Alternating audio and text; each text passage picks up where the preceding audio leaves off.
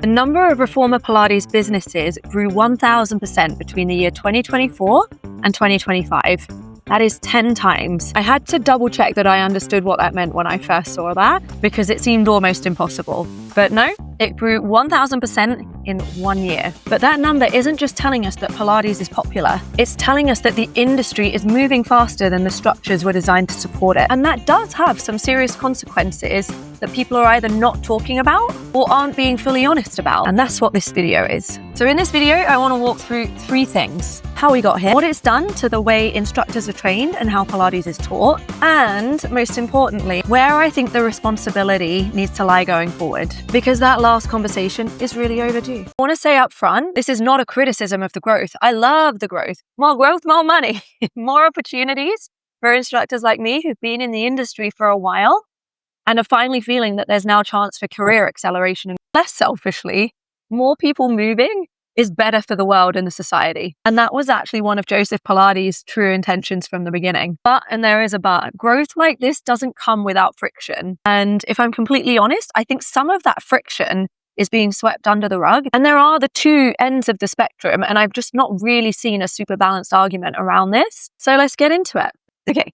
Let's get into it properly. So let's just get into how big Pilates has actually gotten. When you're inside the industry, it's actually quite easy to lose perspective on how dramatic the shift has actually been. Since 2019, the global participation of Pilates has gone from 9.2 million to 12.9 million people, which is a 40% increase in about 5 years. In the UK, we're seeing some of the big US franchises starting to open. So you've got Club Pilates has opened in London. Jet Set Pilates is coming. I think Body Rocks has now opened. And all of these, as well as the existing franchises and clubs, are just growing at an exponential rate. And in the US, Pilates is now the primary modality in 43% of studios. Me struggling with the numbers. Check your notes.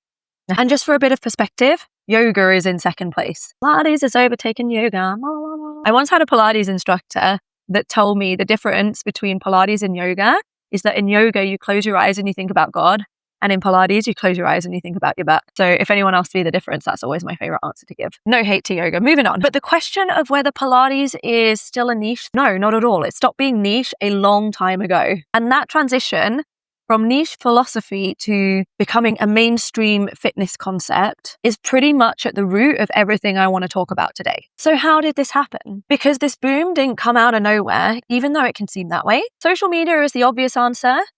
Pilates is super aesthetic. It lends really well to nice lines, nice little outfits, as we may indulge in. And it performs really well on TikTok and Instagram with reels like core burn, sculpt, Pilates sculpt, lean, and all of those buzzwordy kind of workouts. Not to mention a lot of celebrities really leaning into the concept and promoting it. But arguably the bigger driver was the pandemic. A lot of people in their homes were discovering mat Pilates. It was low equipment, low commitment. For a lot of people doing couch to 5K as well, it worked quite well as a supplement. And not to mention that with more flexibility of time and less stuff to do, people started to reflect a lot on their health and their lifestyle. And post-pandemic, not only Pilates, but the fitness industry, we have seen an increase in interest of working out and a decrease in activities such as partying and going out. So when the pandemic ended, all these boutique studios that had survived were really well positioned to kind of capture this new wave of motivation and interest and care into looking after yourself. And then studios are opening everywhere because the business case made sense, and it was that. Now, the problem with this was that the pool of qualified instructors wasn't, and still isn't, growing anywhere near as fast as the demand for the instructors is. And that's where things get a little bit more nuanced and complicated. Now, this next bit is where it gets interesting. I think a lot of the criticism being leveled at the shorter training courses is missing something quite fundamental. And I want to be clear on this. I'm not being balanced. I'm completely biased and in favor of the short courses. And here's why. So the argument against shorter courses goes something like this. A comprehensive Pilates instructor involves hundreds of hours of training, and a 6-week course can't replicate that. And that's somewhat true. But what that argument assumes is that all training hours are equivalent. That a 500-hour comprehensive Pilates education means that you're being taught for 500 hours, which is not the case. If we take, for example,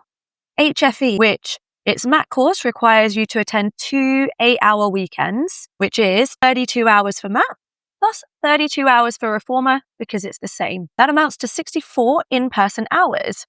Now, if we look at a well-regarded comprehensive education, which is BASI, then their education has 72 hours of in-person training. And that is mat, reformer, barrels, chair. I don't really think this argument about comprehensive better as really having a strong leg to stand on, unless there's a mentorship aspect to it, which I've spoken about in other videos.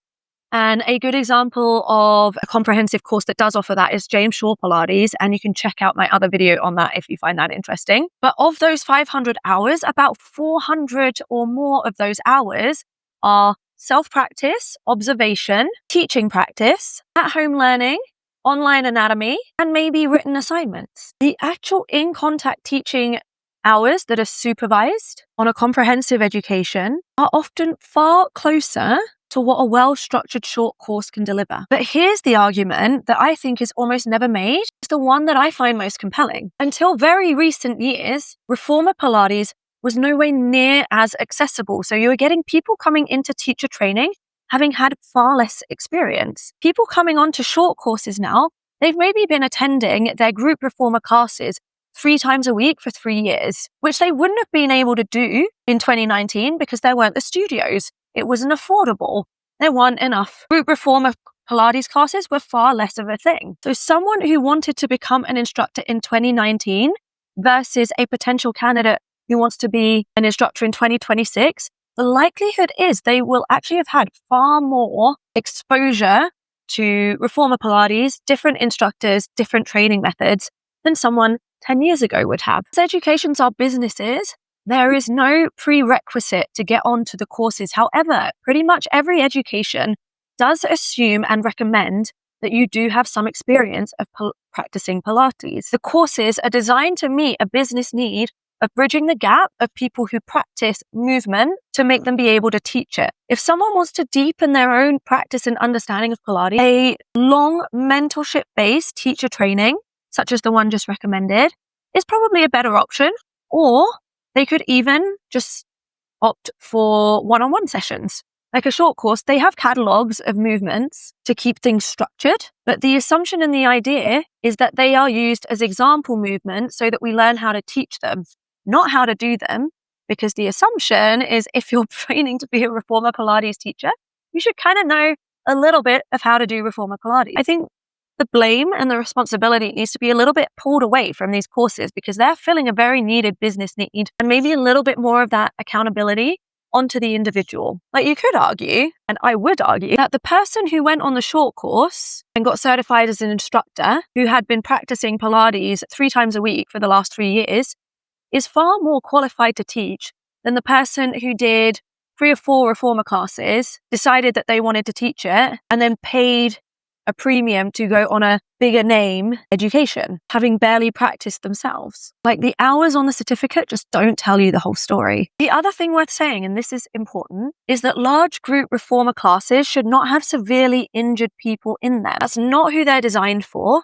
This is an evolution of Pilates that has made its way into the fitness industry. The same way you wouldn't want to have a very, very injured person in a weightlifting class. It is safe for people with injuries to do Pilates, so long as they are being overseen by someone who understands their injury. And even with a highly trained professional in a group format, they cannot be overseeing your every move. These group classes aren't designed for injured people, and it's not who they're being marketed to. If someone has a complex injury, a disc herniation, recent surgery, they should not be in a group class of 14, 16, 20 people, no matter how qualified the instructor is. This is an intake and screening issue of the studio or gym, not a qualification issue. And I think the calls for regulation conflate 2 different problems. And there's a separate but related issue, which is the format itself. Because Pilates in 2026 is structurally a different thing to what Joseph Pilates designed in his method. The method was built largely around one-on-one, the mat being the only equipment, if you like, that was ever really intended to do in groups. What we have now is one instructor teaching a class of 10 to 20 people on reformers, often with music, with a focus on wellness and mood and vibes rather than rehabilitation. It's a completely different modality and it's not wrong. I love it. Like, I genuinely love a high energy reformer class with a bunch of weights, loud music. But to say that it is the same what was being done by Joseph Pilates 100 years ago would be incorrect. And I don't think anything that has made Pilates more accessible to more people into movement could ever be categorized as a bad thing. But it does mean that the bucket of knowledge you need to have now as a Pilates teacher is genuinely different. Group cueing, finding ways to deliver one instruction that works for 12 different people simultaneously, reading a room, knowing when to correct individually, when to let the client figure it out for themselves. And that's just a different skill set to teaching in a one-on-one setting. And part of the reason that the industry is struggling to define minimum standards right now, and this is my honest opinion, is that it's trying to regulate two different things at once. The traditional contrology method and the contemporary dynamic group reformer method. They aren't at all the same thing. And trying to talk about them and treat them as if they are isn't really serving anyone. So if I'm not blaming short courses, who's to blame? Well, first off, I think the industry needs to stop measuring education by hours and start measuring more by context. What are you training people to do? If the answer is teaching one-on-one rehabilitation after a serious surgery, then yes, you need specific targeted education to that. That is a clinical skill set. The depth of anatomical knowledge, the ability to modify in real time for a complex presentation, that just takes time to build properly. And I won't get into the ins and outs of this, but there is also the fact that you're not going to learn without practice. So once you've got the education, then there does still need to be mentorship. Where I got most of my clinical knowledge from was when I worked at a physiotherapy studio for a while. And if I was ever unsure, I had a whole team of physios to refer to for advice. And that has made me very competent in dealing with a lot of injuries. But I would never argue all of them. And there are still to this day many injuries that I just would not take. Sometimes people forget that Pilates instructors are not physiotherapists and we shouldn't try to act as if we are. But if you're training someone or someones who are a healthy room of adults who've signed a waiver, who have been screened for injuries and understand that this is a group format, and you want to teach a well-structured, balanced, progressive class, then the relevant qualifications are, can you cue clearly for multiple bodies at once? Can you progress a class safely? Do you understand contraindications well enough? And are you confident enough in yourself to be able to tell someone that they should not be participating in this class? And a good short course for somebody who has already been practicing Pilates on their own teaches exactly that. In no other job or industry do we expect people to be perfect from day one. Everyone knows in pretty much every other industry, experience is what builds expertise. And for some reason, the Pilates industry is just expecting amazing instructors who never make mistakes to just appear the day out of their education. I don't think there's an issue with the educations, but where I think the responsibility does need to shift is towards continual professional development, because right now the instructor assumes all of it. And sometimes they don't even know where they're going wrong, which is where studios can then recommend different courses or even host different workshops for pain points that instructor may even recognize that they're having. Like one of the studios I work at, many of the instructors who have a Pilates background but do not have any background or experience in fitness struggle to incorporate the USP of strength training into their classes. So the studio has recognized this. Many of the instructors have also fed back that they don't feel confident with that. And then they're going to then host a workshop to help the instructors develop on this. And I love this studio. They are just, I could talk about them all day. They're amazing. Because of this explosion of the industry, we need the passionate members to be doing the short courses to then be out here on the field with us, teaching all these classes and meeting the demand. The bigger the growth, the more opportunity for those who have been working in it longer. And ultimately, those who are starting now, in a few years, there's going to be opportunities, not only as before. Until a few years ago, your only options as a Pilates instructor was to then open your own studio. But with all of these franchises, there's going to be program development one. There's going to be concept development roles. There's going to be lead instructor, master trainer, teacher, like all these different roles are going to start appearing due to these short courses. And I hear all these instructors kind of complaining about these short courses and simultaneously complaining how tiring the job is and that they're tired of teaching classes. The industry is changing, but it's not a bad thing. We can just reframe it that it's evolving. And how lucky are we to already be here at the start and middle of this wave? I think it will go on to grow, and I don't think it's ever going away. But those of us who are in it now, we are in the prime position to create more interesting opportunities for ourselves. Shorter entry-level training should be seen as the entry point and the beginning of a development journey rather than the end of one. That's what needs to change. And the studios who are building businesses on the back of this boom are the ones who need to take ownership of that. So look, I don't think the Pilates industry is broken.